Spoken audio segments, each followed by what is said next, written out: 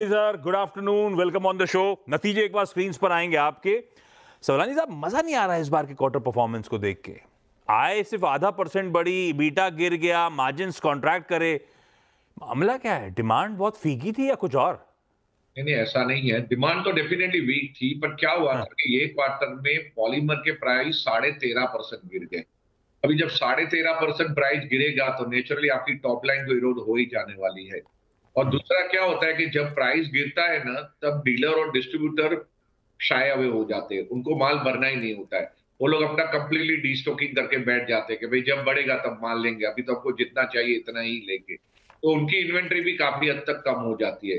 तो because of that ये situation create हुई है। बट वो वापस डिमांड तो अभी वापस आ जाएगी, क्योंकि पॉलीमर के भाव तो वापस बढ़ना शुरू हो चुके हैं।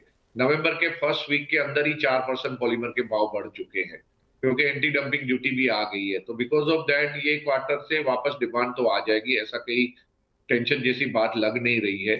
बट मार्जिन की बात करें तो अगर आप देखोगे तो पूरी इंडस्ट्री में सबसे बेस्ट मार्जिन जो है वो एस्ट्रल ने डिलीवर किया है। हमने जो गाइडेंस दिया था, हमने एग्जैक्टली उस वो रेंज में ही मार्जिन डिलीवर किया हुआ है। तो हमारे मार्जिन पे कहीं पे भी प्रेशर नहीं है, क्योंकि आप कंपैरिजन कोई पर्टिकुलर क्वार्टर से कर रहे हैं तो बात अलग है।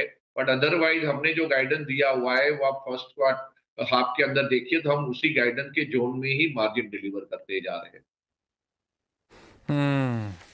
दो सेगमेंट सवलानी साहब, प्लम्बिंग का और पेंट्स एंड एडेसिव्स का। 70% प्लम्बिंग से आता है, ब्रेड एंड बटर अपना आज भी वही है। उसमें तो ठीक है, आप सही कह रहे हो, मार्जिन 40 बेसिस पॉइंट्स का इंप्रूवमेंट डिलीवर करा आपने। पर जो 30% आता है प्लम्बिंग और एडेसिव्स, वहां पे मार्जिन 450 बेसिस पॉइंट्स एरोड हुए। ये क्या इन्वेस्टमेंट फेज में लाजी इसलिए, या ये पेंट वेंट में कंपटीशन ज्यादा आ रहा है, उसका ही खामियाजा झेलना शुरू कर दिया आपने? नहीं नहीं, इसमें दो चीजें हैं। एक चीज पेंट की आपने बात की, तो पेंट में क्या है, हम लोग एक्स्ट्रा ब्रांड अभी लॉन्च कर रहे हैं। तो हाँ। नेचुरली जब आप लॉन्च करोगे तो आपकी एम्प्लॉय कॉस्ट एकदम से शूट अप हो जाएगी। हाँ। आपको लॉन्च रिलेटेड खर्चे करने पड़ेंगे। तो नेचुरली बेस बहुत छोटा है उस बिजनेस का, तो उसकी वजह से परसेंटेज में थोड़ा ज्यादा लग रहा है। बट एक्चुअली में आप देखोगे कि अभी हमने गुजरात और कर्नाटका में लास्ट क्वार्टर में लॉन्च किया था, अभी ये क्वार्टर में महाराष्ट्र लॉन्च किया है, और हम्म। अगले क्वार्टर में हम लोग राजस्थान लॉन्च कर रहे हैं। तो जैसे ही ये लॉन्च खत्म हो जाएंगे तो फिर वो रेवेन्यू शुरू हो जाएगी, तो वापस से बीटा परसेंटेज शूटअप हो जाएगा। दूसरी हम्म। चीज, हमारा ओवरसीज ऑपरेशन में थोड़े इश्यूज थे यूके को लेके, वहां पे मार्जिन थोड़े कॉन्ट्रास्ट हुए हुए। लेकिन वहां पे भी हमने क्या किया है कि नए बिजनेसेस की एवेन्यू डेवलप की है, वहां पे भी नई प्रोडक्ट लॉन्च करने जा रहे हैं।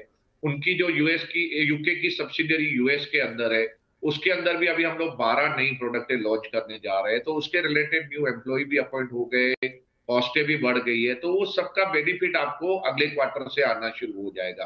तो आपको Q3 में थोड़ा बेनिफिट दिखाएगा, लेकिन Q4 से एकदम से आपको लगेगा कि ये मार्जिन रिवाइव हो गए, क्योंकि जैसे ही ये नई रेवेन्यू शुरू हो जाएगी नई प्रोडक्ट को लेके, तो वहां से आपको बेनिफिट मिलेगा। दूसरा, हमने नया हैदराबाद का प्लान शुरू किया है, तो वहां पे भी पूरी कॉस्ट तो इंकर हो गए, पूरे मेन पावर अपॉइंट हो गए, लेकिन उसकी रेवेन्यू आपको Q3 से आना शुरू होगी, Q4 में और भी एक्सेलरेट होगी। तो ये सब हमने ना काफी सारे सेटअप रिलेटेड खर्चे किए हैं नए बिजनेसेस को लेके। उसका बेनिफिट आपको Q3 में थोड़ा दिखाई देगा, Q4 में एकदम से जंप आ जाएगा। तो बेसिकली आप कह रहे हो काफी हद तक इन्वेस्टमेंट्स वगैरह हुए थे, अब वो इन्वेस्टमेंट्स चैनलाइज होंगे तो उसका फायदा मिलेगा। इस समय शायद थोड़ा सा पेन उठाना पड़ रहा है। करेक्ट, हमने अच्छा, फर्स्ट हाफ में 250 करोड़ रुपए का कैपेक्स किया हुआ है, वो सबका बेनिफिट आपको अभी अगले क्वार्टरों से मिलना शुरू। आपने कहा डिमांड तो ठीक है कमजोर है, ये पॉलीमर्स के प्राइसेस का खास तौर पे इम्पैक्ट पड़ गया है इस क्वार्टर में। Correct correct. डिमांड ठंडी शायद इसीलिए होगी क्योंकि सब कह रहे हैं भाई वो मॉनसून काफी लंबा, हैवी रेन्स, फ्लडिंग, इन सब का इशू आया होगा। पर आपके केस में तो एक और इशू है। इस बार जितने लोगों से हमने वो मुहूर्त ट्रेडिंग के आसपास बात करी, एक कंसर्न बड़ा था कि केपेक्स का खर्च जो सरकार करती है H1 में बहुत कमजोर रहा है। आपने भी आई एम श्योर उसकी हीट फील करी होगी।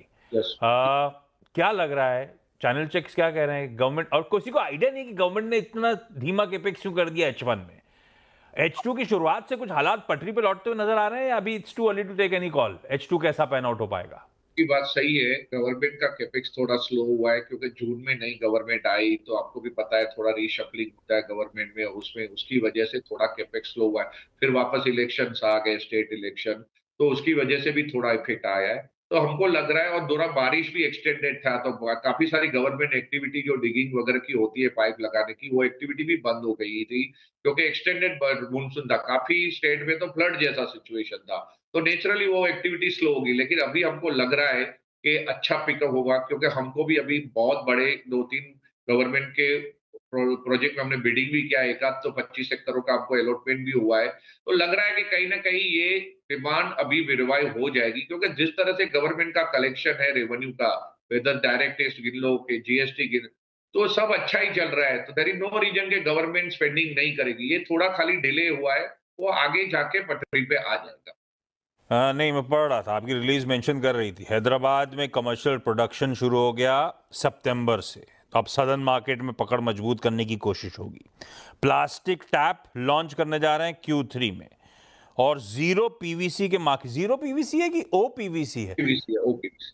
ओपीवीसी, हाँ वही कंफ्यूज था। ओपीवीसी हाई प्रेशर के लिए जो पाइप इस्तेमाल होते हैं प्लास्टिक के, है ना? हाँ, जो ये सब होने वाला है। आज की तारीख में इंडिया में पूरा डक्टाइल आयरन के पाइप यूज होते हैं, वो लगाना भी बहुत मुश्किल वाला काम होता है और बहुत स्लो प्रोसेस होती है। तभी ये नई टेक्नोलॉजी इंडिया में आई है ओपीवीसी, जो यूरोप की टेक्नोलॉजी है। अभी गवर्नमेंट सब इसकी तरफ जा रही है, और गवर्नमेंट के काफी टेंडरों में ये सब प्रिस्क्राइब भी हो चुकी है पाइप। तो तो ये आप खुद बनाने वाले हो ओपीवीसी? हम खुद बनाने वाले हैं। बेस्ट पार्ट ये है कि हमारी खुद की ओन टेक्नोलॉजी है। बाकी जो कंपनियां हैं वो ओके। दूसरों की टेक्नोलॉजी पे काम करते हैं, उनको रॉयल्टी भी पे करते हैं, जबकि हमारा खुद का डेवलप किया हुआ टेक्नोलॉजी। चलिए सवलानी साहब, थैंक यू सो मच। ऐसे आपसे बातचीत करने बैठो तो टाइम का पता ही नहीं चलता है, शो ही खत्म हो गया थैंक यू सो मच। है।